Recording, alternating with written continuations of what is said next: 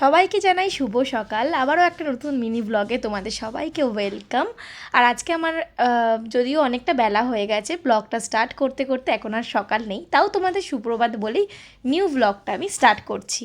আসলে আমি original voice দিয়ে আজকে ভিডিওটা করতে চেয়েছিলাম, যেহেতু আমি রাস্তায় ভিডিওটা স্টার্ট করি, এই জন্য অনেক আওয়াজের কারণে আমাকে আলাদা করে আবার ভয়েস দিতে হচ্ছে। চলো তোমাদের সাথে এবার শেয়ার করি আজকের ভিডিওর কারণটা। জায়গাটা থেকে তোমরা বুঝতেই পারছো, এটা আমাদের শহর কলকাতা নয়, এটা আমার পছন্দের জায়গা বনগাঁ। হ্যাঁ, বনগাঁতে এসেছি আমরা ঘুরতে।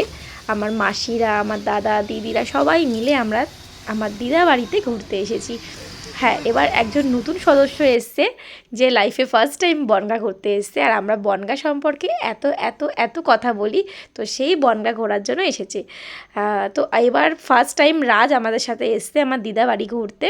তো দিদা বাড়ির সামনে একটা লোকনাথ মন্দির আছে, সেই মন্দিরেই আমরা আজকে ঘুরতে এসেছি।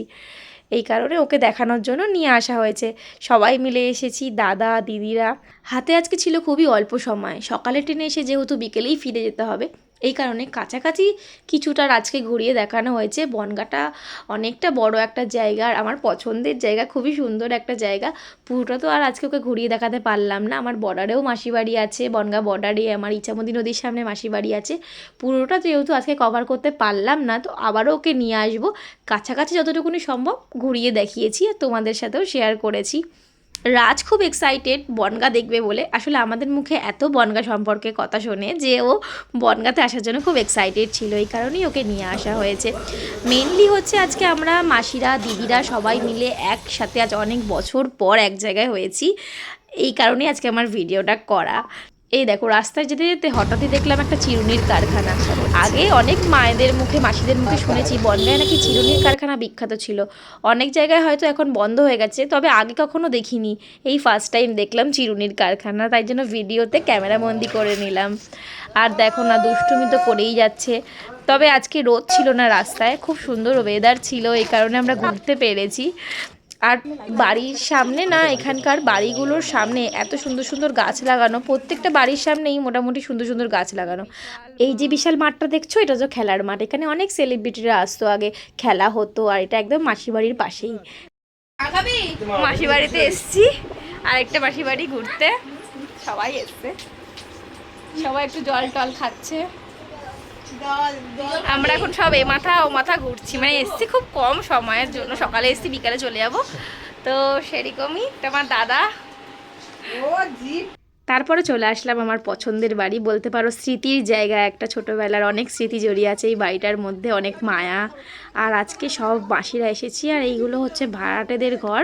দিদা বাড়ির পাশেই মানে দিদাদেরই ভাড়াটে ছিল, তো ভাড়াটেদের সব উঠে যাচ্ছে, এই কারণে ওদের পরিষ্কার পরিচ্ছন্ন করা হচ্ছে। আর এই বাড়িতে এখন কেউ থাকে না বলে না, অনেক জঙ্গল হয়ে গেছে, এই কারণেই। আজ অনেক বছর পর আবার এই দিনটাকে ফিরে পেলাম, তাই জন্য আর লোভ সামলাতে পারলাম না এটাকে ক্যামেরাবন্দি করার, আর তোমাদের সাথেও শেয়ার করলাম। আসলে এই দিনটা না খুব মেমোরেবল ডে আমার কাছে, কারণ ছোটোবেলা সেই দিনগুলো না ভীষণ মিস করতাম। ভাবতাম আবার কি কোনো দিন পাবো ফিরে, তবে দেখো ভাগ্যের ক্রমে আবার ফিরে এসছে সেই দিনটা। মাটন বিরিয়ানি, সবাই মিলে এখন মাটন বিরিয়ানি খাওয়া হচ্ছে। খুব আনন্দ করে এই সময়টা কাটালাম, আর ছোটবেলার স্মৃতিগুলো বারবার মনে পড়ছিল, আর সবার সাথে শেয়ার করছিলাম। সবারও দিনের কথা, আমরা ছোটবেলায় একসাথে বসে এই জায়গায় খেতাম। ছোটবেলার সময়গুলোকে ধরে রাখতে পারিনি, তাই বড় হয়ে ভিডিও করে রাখছি, যাতে ভবিষ্যতে সবাইকে টাটা করে এখন আমরা বেরিয়ে পড়ছি বাড়ির জন্য, কারণ খুব কম সময়ের জন্য এসেছিলাম। এই সবাই টাটা কর, টাটা বাই বাই, হয়ে গেল। সব মাসিরা খুব ইমোশনাল হয়ে গেছিল, যেহেতু অনেক বছর পর সবাই এক জায়গায় হয়েছিলাম, এই সময়টা আবার আসবে কিনা সেটা ভেবেই সবাই খুব কান্নাকাটি করছিল, মনটা খারাপ হয়ে গেছিল। তারপর আর কি, আবারও ফিরে যাওয়া কলকাতায়, মনে একটা স্মৃতি নিয়ে। বনগাঁর সাথে জড়িয়ে থাকা অনেক অনেক অনেক স্মৃতি আছে। আগে তো সেগুলো আর ব্লগ করতে পারতাম না, এখন ব্লগ করে রাখি এই কারণেই, যাতে ভবিষ্যতে আমিও আবার নিজে দেখতে পারি। দিদা মরে যাওয়ার পর বনগাঁ আসাটা অনেকটাই কমে গেছিলো, তবে আজ ছোটোবেলাটাকে ফিরে পেয়ে আর বনগাঁ ছেড়ে যেতে ইচ্ছা করছে না। তবে আর কি, যেতে তো হবেই, সময় তো আর থেমে থাকে না।